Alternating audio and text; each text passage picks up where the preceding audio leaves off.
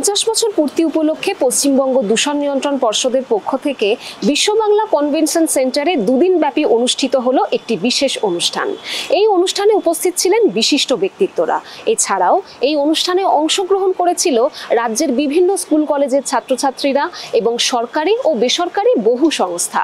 আসুন দেখে নেওয়া যাক।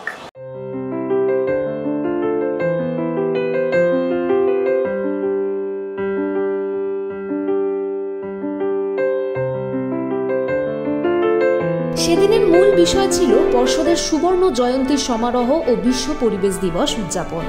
উপস্থিত ছিলেন পরিবেশ দপ্তরের ভারপ্রাপ্ত মন্ত্রী জনাব গোলাম রব্বানী, অতিরিক্ত মুখ্য সচিব রোশনি সেন, পশ্চিমবঙ্গ দূষণ নিয়ন্ত্রণ পর্ষদের chairman doctor Kalyan Rudra, member secretary doctor Rajesh Kumar সহ আরও বহু বিশিষ্ট ব্যক্তিত্ব। প্রধান অতিথি হিসেবে উপস্থিত ছিলেন হার্ভার্ড ইউনিভার্সিটির Gardner chair doctor Sugata Bose. একটি চারা গাছে জল সিঞ্চনের মাধ্যমে অনুষ্ঠানের শুভ সূচনা হয়। প্রথম পর্বে পর্ষদের পক্ষ থেকে উপস্থিত সকলকে পুষ্পস্তবক ও উত্তরীয় দিয়ে সম্মান জ্ঞাপন করা হয়। পর্ষদের মাননীয় member secretary doctor Rajesh Kumar মহাশয়ের স্বাগত ভাষণ দিয়ে শুরু হয় দ্বিতীয় পর্বের অনুষ্ঠান। পর্ষদের বিভিন্ন কর্মসূচি ও ভবিষ্যৎ রূপরেখা নিয়ে বক্তব্য রাখেন পরিবেশ দপ্তরের ভারপ্রাপ্ত মন্ত্রী জনাব গোলাম রব্বানী এবং অতিরিক্ত মুখ্য সচিব রোশনি সেন। মাননীয় চেয়ারম্যান ডক্টর কল্যাণ রুদ্র মহাশয় পর্ষদের 50 বছরের পথ চলা ও পরিবেশ দিবসের ভাবনা নিয়ে গবেষণামূলক বক্তব্য রাখেন।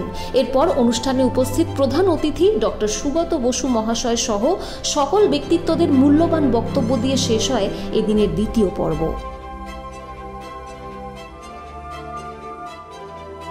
পর্ষদের এই বিশেষ অনুষ্ঠানে রাজ্যের বিভিন্ন স্কুল কলেজের পাশাপাশি বহু সরকারি বেসরকারি সংস্থাও অংশগ্রহণ করেছিল।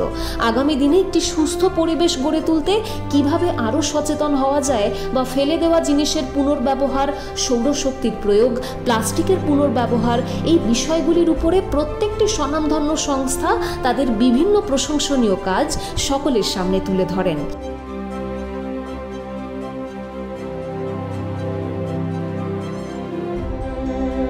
অনুষ্ঠানের শেষ অর্থাৎ তৃতীয় পর্বে বসেছিল বিভিন্ন স্কুল কলেজের ছাত্রছাত্রীদের নিয়ে পরিবেশ সংক্রান্ত ভাবনার উপরে প্রশ্ন উত্তর পর্বের আসর।